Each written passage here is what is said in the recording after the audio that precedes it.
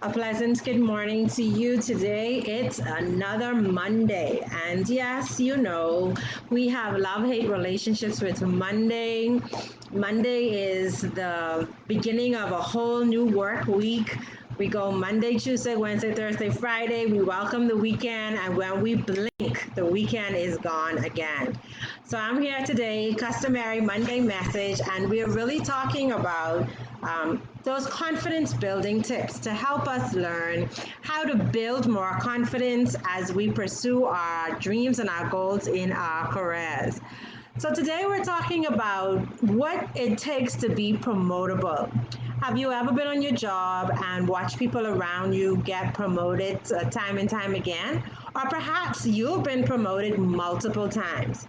What do you think is the difference maker between you and the other employees who vied for the same position?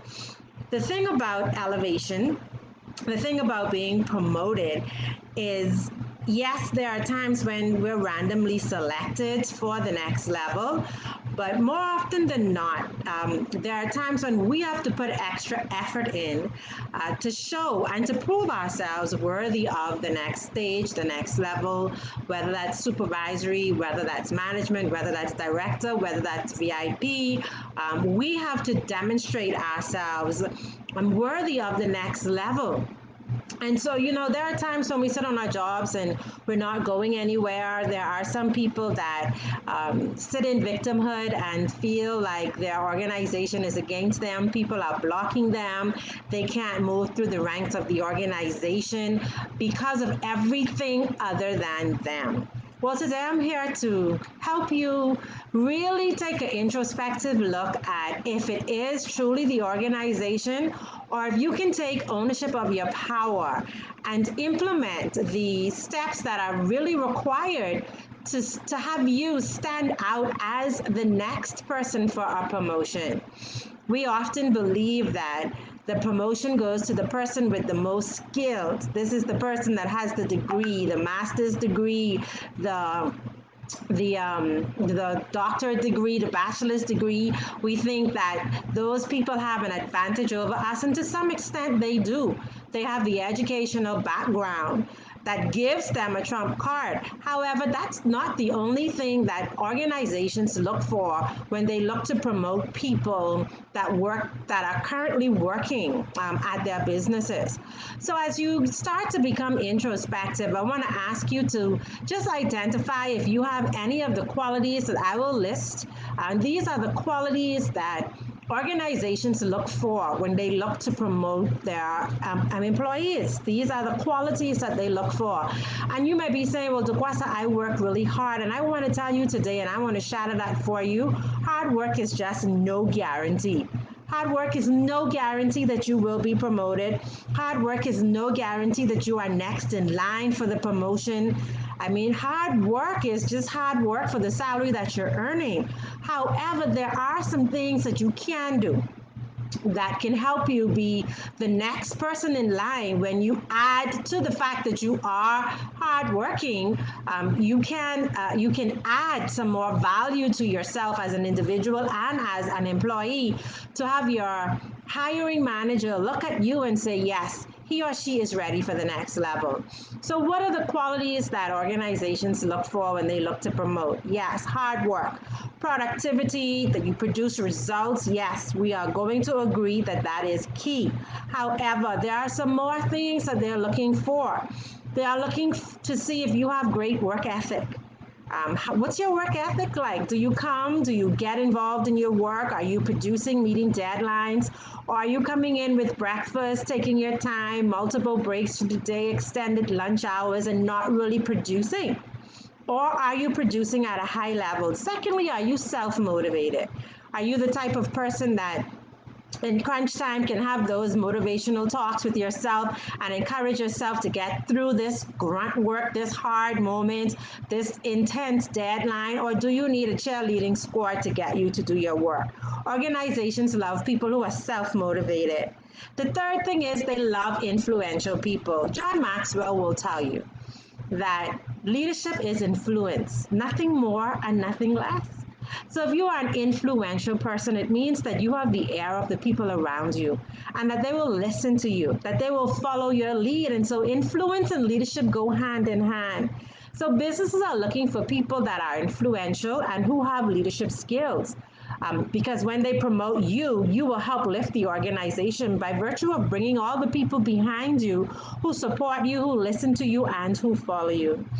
They are looking for individuals who stay in personal growth and development. Yes, nobody wants a stalemate. Absolutely not. They want to see that you are progressive, that you are a forward thinker, that you're staying on the cutting edge. And the only way that you can do that is by actually staying in personal growth and development. We get stagnant when we don't continue to grow, and growth doesn't have to be a degree, growth doesn't have to be a certification. Growth could be reading a book, growth could be getting involved in a hobby, growth could be staying on top of current news and development. And so it's not always the big picture growth, but just small little things that you can do to avoid being stagnant. The next thing is they love people who are flexible. Yes, yes, yes, you've been given a job description.